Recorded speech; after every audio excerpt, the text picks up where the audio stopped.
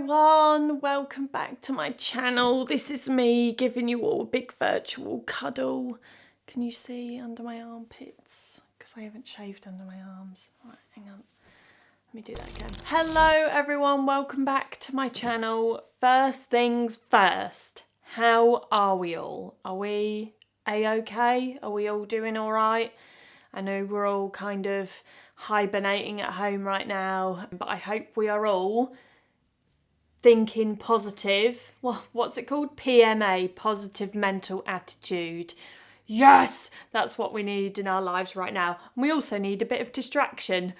So I'm hoping that's what I'm going to be able to do for the next 15 minutes while I waffle on about clothes as per usual. I'm hoping to distract you guys and just bring you all into my little bubble here. So, topic of conversation for today, as the title would quite clearly suggest, are some very valuable lessons that oh, that was going so well. We are here today to discuss some lessons, some fashion lessons that I have learnt since turning 30, which was almost 5 years ago. Okay, so lesson number one that I feel I have learnt since turning 30 is to not invest in every single fashion trend that comes along.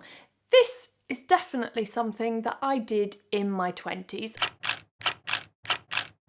So in my 20s, I loved a trend. I loved all the trends all at once. There were many outfits that were very special, and I look back at them not so fondly. And yeah, I potentially got a bit carried away. You could say your 20s are the years of your life where you can experiment with fashion and other things in life. And yeah, I experimented a lot with fashion trends in my 20s, a heck of a lot. Now, it's worth saying that I have been doing what I do since I was 23 or 24, I think. So that is the majority of my 20s. So an element of this job probably would have pushed me to try more trends than perhaps normally I would have done if I weren't in this job. But I'm going to touch a little bit on that in another point later on. But what I will say is that you don't have to avoid trends altogether. There are just ways to pick out trends which suit your style, which suit you as a person. It's just about picking and choosing which ones that you feel comfortable and confident in, and not just being swayed by the power of social media, the power of magazines, by this designer, that designer, what you see in a shop window, the email newsletters that you get from, I don't know, Topshop and Other Stories, Gucci, whoever else. It's just knowing to refine these trends to your own style. Lesson number two is feet. What a gross lesson to learn. And it's not just feet, it is that feet are important. And let me tell you, have learnt this the hard way. Investing in shoes that are made well and that fit properly is something I cannot stress enough to those of you that are still in your 20s and that have beautiful feet. My mum told me this when I was in my 20s and I didn't listen. And I carried on going about my business, buying really cheap high street shoes. And I don't want to name any names because I'm not about naming and shaming, but I wore some really cheap shoes that were like under 20 quid, and I would wear them past the threshold of pain because I was all about the look. And yeah, now I've suffered. I don't have bunions, but obviously bunions are a side effect. And I don't know if any of you, or all of you know what bunions are. If you're eating, do not Google them while you're eating. In fact, never Google anything to do with feet when you're eating. It's just not advisable. I have something else which is on my heels, and I would have said essentially is a bunion but on your heel, and that is from wearing bad shoes that didn't fit properly. I think we have all been there where we have perhaps been browsing a little sale section and we've seen a pair of shoes. And whether this be designer or non-designer, by the way, guys, this also applies to designer shoes. Just because designer shoes are expensive, it doesn't mean that they're comfortable, okay? So lesson number 2 is that feet are so important. It is definitely worth investing in good quality, well-made and properly fitting shoes, footwear, boots, slippers, whatever you're going to stick on your feet. They are worth it. Treat your feet like little queens, because I tell you now, it is worth treating them right from a younger age. Now, it's worth saying that it's not completely all to do with shoes. Obviously, shoes are a major part of foot care, but just looking after your feet in general, regular pedicures, and I'm not saying you have to go out and get some big fancy pedicure. I very rarely go to a salon and get a pedicure. I do mine at home. You just need a tub to soak your feet in, some warm water, little scrubbing brush and a pumice stone just to get rid of any dead skin. Just treat them nicely, give them a bit of TLC and the love that they deserve. Right, point number 3 is one that I do harp on about quite a fair bit, and that is investing in really good classics, things that are timeless, things that will be in your wardrobe for years and years and years and years. And these things are the pieces which tend to be really versatile as well. So in my opinion, it's always worth spending out just a little bit more, and I'm not talking about thousands and thousands of pounds, if that is of course beyond your budget. If it is, go for it. But I'm just talking about investing in things which are better quality and have more longevity in them, just because they're better made. So for example, trench coats, just because we're in spring, we're around that time of year, a trench coat is a really good classic staple to have in your wardrobe. Cashmere jumpers, you all know I'm a big fan of a cashmere jumper, something basic. 2 or 3 colours ought to do you just right. Basic t-shirts, ta-da! Again, you guys know I am a big ambassador for the basic t-shirt, and I have this one which I love, which is £15. There's a link below in the description box for anyone that wants to check it out. It's quite inexpensive, but I have them in every single colour they come in, and they are amazing quality. They last, they wash well, which is very, very important, and they are a nice breathable fabric. It's all of these little things. Good jeans. Good jeans is also a really important staple in your wardrobe to invest in as well. On to lesson number 4, and that is accessories are more important than I ever thought. So in my 20s, I didn't really wear a lot of jewellery. As I've already touched on with trends, I did love a trend here and there, and I like to experiment with all of the trends. So if there was a trend like statement necklaces, because I very much remember wearing a few statement necklaces, then I would have probably gone to Primark and I would have spent a couple of quid and I would have bought a statement necklace and I would have worn it once or twice, and then it would have gone to the charity shop. And yeah, that was something that I tended to do, but I did not think about accessories in terms of how they can really build an outfit or how they can transform an outfit. And I talk about this a lot now in the style that I currently reside in, that you guys will know me for, which is very basic, very minimal, lots of muted colours, lots of darker colours. It's just very clean, I suppose you could say. And then I like to layer up some jewellery, other accessories. You all know I love a pair of sunglasses, scarves, hats, whatever else. I just think I completely underestimated the power of accessories. And now, as you can see, I am never ever without my jewellery and other accessories. So accessories was my 4th very valuable lesson learnt. Another thing about accessories is that they really force you to get quite creative. So if perhaps you have a few necklaces, a few bracelets, you can kind of mix and match and layer them to create I was going to say endless options. Okay, it might not be endless depending on how many accessories you have, but you definitely have more choice to amp up your outfits if you have a few more accessories in your wardrobe. Right, point number 5 is dressing how you in there feel comfortable and, most importantly, confident. And I have 2 points to kind of reinforce this lesson that I learned. And the first one, in fact, both of them are about external pressure put on us as people to dress specific ways. So the first one is social media pressure, of which I probably contribute towards that in some way without deliberately meaning to. But it's social media pressure. You've got lots of opinions flying at you left, right, and centre. But at the end of the day, it's all about what you feel comfortable in and what you feel confident in.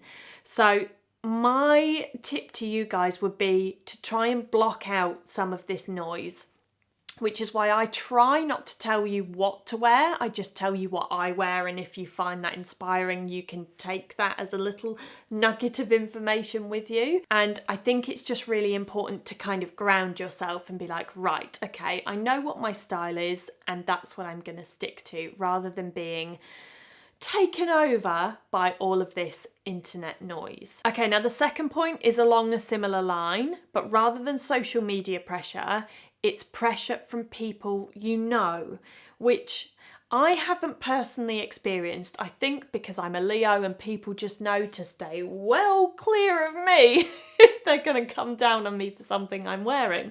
But people, your friends, colleagues, mum, sister, husband, I mean, he can just sit down if he tells you what to wear. This is something which I am blown away by the amount of people that message me and say, oh, how do you deal with people telling you you should wear this? Or again, it tends to be people that have actually been inspired by my style, and they have people telling them you need to wear more colour, you should dress your age, especially if they're slightly younger than me at least, if they're in their 20s and they're dressing a certain way. Oh, you should be wearing mini skirts and crop tops, and they all just need to sit down. Sit down, chill out for a minute. If you want to wear 50 shades of beige, you go for it. If you want to wear man-repelling sandals with socks, go for it. You should be the only person that dictates what you wear. And as I've said multiple times, so long as you feel comfortable and confident, that is all that matters. Right, lesson number 6 is rewearing over excessively buying. I have definitely been guilty of excessively buying, and I think my levels I mean, even in my late 20s, between 25 and like 28, I would say, I got really bad. There was definitely a shopping addiction there. There would be, and obviously as an influencer as well, you are thrown gifting opportunities left, right and centre, and I had so many deliveries a week and I was ordering on top of that. I used to have like 30 new items a week from the likes of Boohoo and Misguided and these super, I was going to say cheap, I feel like that's a bit harsh, but these very, very affordable and throwaway fashion kind of brands. And it got to be a lot in terms of storage for one, and also just that volume of clothes is just incredibly overwhelming, not to mention obviously very bad for the environment. But as I got older, and as this tends to happen naturally, my spending habits and shopping habits definitely changed. So rewearing over excessively buying is definitely something I've been doing for the last 4, 5, maybe even 6 years. Definitely since I turned 30. And do you know what?